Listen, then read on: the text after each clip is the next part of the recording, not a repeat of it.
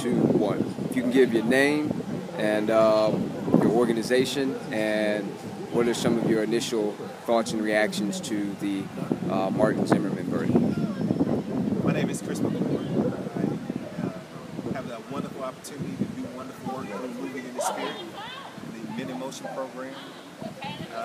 My initial responses to the Zimmerman situation is that I'm disheartened by some of the facts and some of the execution of the prosecution, in the sense that they weren't able to create a better case. I do realize that court is one thing and real life is another. At the end of the day, I think that justice will prevail in other ways in this situation, and I'm looking forward to other.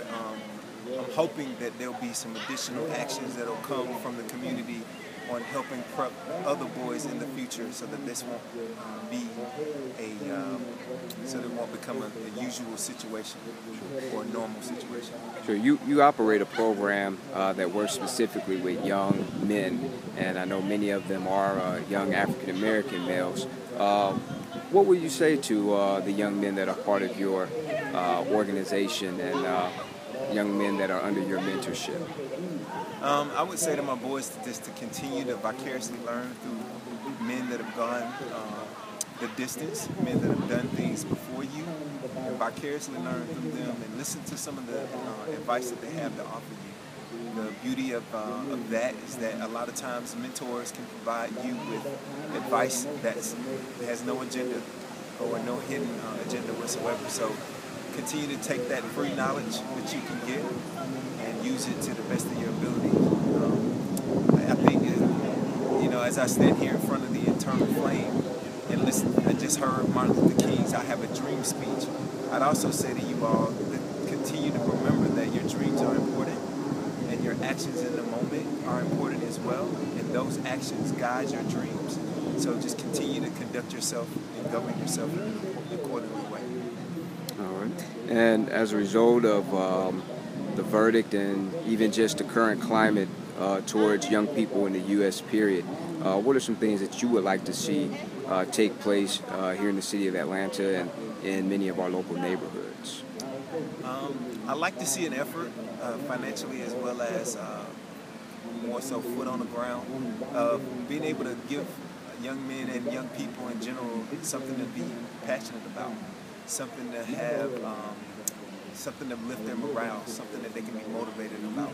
I have a couple ideas I'm hoping I'll be able to float out and get into the community pretty soon and have adequate funding for it. But I think there's a lack of interest, if you will, in a lot of young people these days, in the sense that some of the things that they've been able to that motivates them have been very negative here lately, and I think that there's time for us to try to look at some of the positive things that will motivate them as well, and give that some light, maybe a little bit of publicity, and access as well.